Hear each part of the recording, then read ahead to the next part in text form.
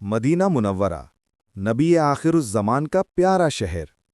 سن 3 ہجری، مکہ کے قریش اپنے زخم چاٹ رہے ہیں۔ بدر میں ذلت آمیز شکست کے بعد ان کے دلوں میں انتقام کی آگ دہک رہی ہے، اور یہی آگ ایک نئی اور فیصلہ کن جنگ کو جنم دینے والی تھی۔ یہ ہے جنگ احد کی کہانی، صبر، قربانی اور اطاعت کا عظیم درس۔ بدر کی جنگ میں مسلمانوں کی شاندار فتح نے عرب میں ہلچل مچا دی تھی۔ قریش کے بڑے سردار ابو سفیان، صفوان بن امیہ اور دیگر انتقام کے لیے بے تاب تھے۔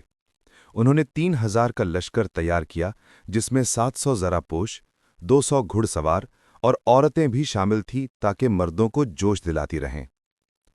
ان کا مقصد واضح تھا، محمد صلی اللہ علیہ وسلم اور مسلمانوں کو ختم کر دینا۔ ادھر مدینہ میں نبی صلی اللہ علیہ وسلم کو خبر پہنچی۔ آپ صلی اللہ علیہ وسلم نے صحابہ کرام رضی اللہ تعالی عنہم کو جمع کیا اور مشورہ فرمایا۔ کچھ بزرگوں نے مدینہ کے اندر رہ کر دفاع کا مشورہ دیا، لیکن نوجوان صحابہ رضی اللہ تعالی عنہم چاہتے تھے کہ میدان میں جا کر مقابلہ ہو۔ آخرکار فیصلہ ہوا، میدان احد میں جا کر دشمن کا سامنا کیا جائے۔ رسول اللہ صلی اللہ علیہ وسلم نے تقریباً 1000 صحابہ کے ساتھ مدینہ سے احد کی طرف روانگی اختیار کی۔ راستے میں عبداللہ بن ابی یعنی منافقین کا سردار نے سازش کے تحت 300 آدمیوں سمیت واپسی اختیار کر لی۔ یوں صرف 700 مجاہدین رہ گئے۔ یہ ایک بڑی آزمائش تھی، لیکن ایمان والے پیچھے ہٹنے والے نہیں تھے۔ رسول اللہ صلی اللہ علیہ وسلم نے تقریباً 1000 صحابہ کے ساتھ مدینہ سے احد کی طرف روانگی اختیار کی۔ راستے میں عبداللہ بن ابی یعنی منافقین کا سردار نے سازش کے تحت 300 آدمیوں سمیت واپسی اختیار کر لی۔ یوں صرف 700 مجاہدین رہ گئے۔ یہ ایک بڑی آزمائش تھی، لیکن ایمان والے پیچھے ہٹنے والے نہیں تھے۔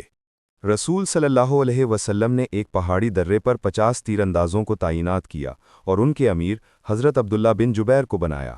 آپ صلی اللہ علیہ وسلم نے فرمایا، کسی حال میں اپنی جگہ نہ چھوڑنا، چاہے ہم جیت جائیں یا ہار جائیں۔ یہ درہ دشمن کے پچھلے حملے سے بچاؤ کے لیے نہایت اہم تھا۔ صبح ہوئی، دشمن کے لشکر نے حملہ کیا۔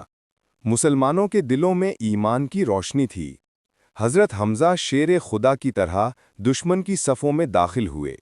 حضرت علی، حضرت مصعب بن عمیر اور دیگر بہادروں نے مشرکین کو پسپا کر دیا۔ کچھ ہی دیر میں نیریٹر، جب قریش بھاگنے لگے تو درے پر موجود تیر اندازوں نے سمجھا کہ جنگ ختم ہو گئی ہے۔ انہوں نے کہا، اب مال غنیمت جمع کرنے کا وقت ہے۔ کچھ صحابہ رضی اللہ عنہ نے روکا، مگر اکثریت نیچے اتر گئی۔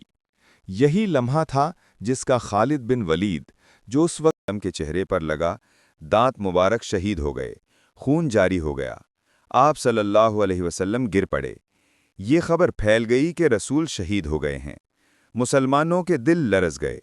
کئی صحابہ رضی اللہ عنہ لڑکھڑا گئے، مگر کچھ عظیم ہستیاں جیسے حضرت طلحہ رضی اللہ عنہ، حضرت علی رضی اللہ عنہ، حضرت سعد رضی اللہ عنہ ڈٹ کر نبی صلی اللہ علیہ وسلم۔ جنگ کے اختتام پر 70 مسلمان شہید ہوئے۔ ان میں رسول صلی اللہ علیہ وسلم کے پیارے چچا حضرت حمزہ بھی شامل تھے، جنہیں دشمن نے نہایت ظلم سے شہید کیا۔ مشرکین نے جزوی فتح حاصل کی، مگر مسلمانوں کا حوصلہ ٹوٹا نہیں۔ اللہ تعالی، یہ تھی جنگ احد کی وہ کہانی جس نے تاریخ کا رخ بدل دیا۔ یہ صرف تلواروں کی جنگ نہیں تھی، بلکہ ایمان اور اطاعت کی جنگ تھی۔ اللہ ہمیں ان عظیم صحابہ رضی اللہ کے نقش قدم پر چلنے کی توفیق دے۔